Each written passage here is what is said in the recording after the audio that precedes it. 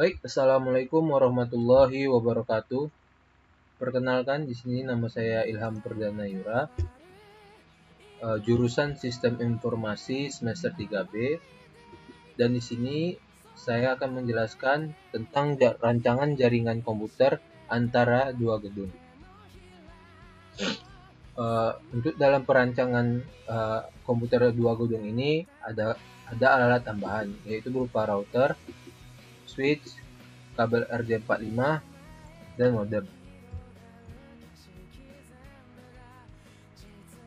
Karena jenis jaringan termasuk jaringan menengah antar gedung dengan banyak stasiun, sistem pengalamatan jaringan menggunakan protokol TCP atau IP versi 4 kelas B.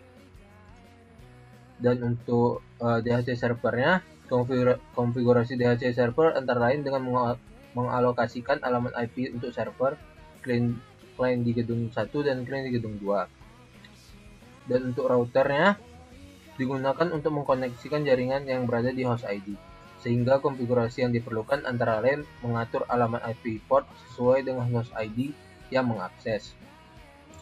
Mungkin begini bentuk dari luarnya. Dan untuk jaringannya saya menggunakan topologi jaringan star. Kenapa saya memilih ini? Karena topologi jaringan star mempunyai kelebihan, yaitu satu, kerusakan pada satu saluran hanya akan mempengaruhi jaringan pada saluran tersebut dan stasiun terpaut. 2. Tingkat keamanan termasuk tinggi. 3. Tahan terhadap lalu lintas jaringan yang sibuk. 4. Penambahan dan pengurangan stasiun dapat dilakukan dengan mudah. 5. Akses kontrol terpusat. 6. Kemudahan deteksi dan isolasi kesalahan atau kerusakan pengolahan jaringan. Baik, di sini ada desain dari gedung A dan gedung B. Dengan gedung A 3 lantai menggunakan topologi jaringan star T1, T2 dan T3. Dengan di gedung B ada satu jaringan topologi. Baik, di sini akan saya jelaskan tentang switch. Switch adalah perangkat jaringan yang bekerja di lapisan data link. Mirip dengan bridge, berfungsi menghubungkan banyak segmen LAN ke dalam satu jaringan yang lebih besar. Switch jaringan adalah sebuah jaringan yang melakukan bridging, transparan, atau penghubung segmentasi banyak jaringan dengan forwarding berdasarkan alamat NAV. Switch jaringan dapat digunakan sebagai penghubung komputer atau router pada suatu area yang terbatas. Switch juga bekerja pada lapisan data link. Cara kerja switch hampir sama seperti bridge, tetapi switch memiliki sejumlah port sehingga sering dinamakan multi-port bridge. Baik, di sini saya menggunakan kabel RJ45 atau konektor.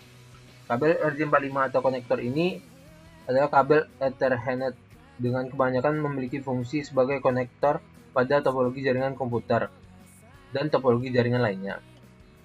Lalu router adalah suatu perangkat keras pada jaringan komputer yang berfungsi untuk menghubungkan beberapa jaringan, baik itu jaringan yang sama maupun jaringan yang berbeda dari sisi teknologinya. Ada juga yang menjelaskan bahwa pengertian router adalah suatu hardware jaringan komputer yang berfungsi untuk mengirimkan paket data melalui jaringan atau internet dari satu perangkat ke komputer lainnya, di mana proses tersebut disebut dengan routing. Setiap router mempunyai fasilitas DHCP atau Dynamic Host Configuration Protocol yang dapat disetting sedemikian rupa sehingga dapat membagi IP address. Selain itu, pada router juga terdapat NAT, Network Address Translator, yaitu fasilitas yang memungkinkan suatu alamat IP atau koneksi internet dapat di-sharing ke alamat IP lainnya. Untuk pengertian dari Dynamic Host Configuration Protocol atau DHCP adalah suatu protokol client server yang memiliki fungsi untuk membuat dan menyewakan alamat IP secara otomatis kepada komputer client. Host, baik itu secara massal atau per unit. Selain pembuatan alamat IP, DHCP ini juga mampu memberikan default gateway, DNS, hostname, dan domain secara otomatis. Lalu di sini ada modem. Modem adalah singkatan dari demulator, Modulator-demulator.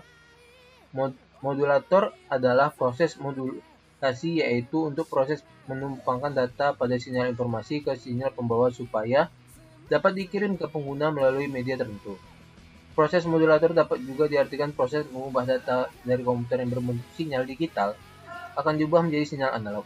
Sedangkan demulator adalah proses yang memperoleh kembali data yang telah dikirim oleh pengirim. Dalam proses ini, data yang berupa sinyal analog akan diubah kembali menjadi data sinyal digital supaya dapat dibaca atau dikenali oleh komputer. Mungkin hanya ini yang bisa saya sampaikan. Lebih dan kurangnya saya mohon maaf. Wassalamualaikum warahmatullahi wabarakatuh.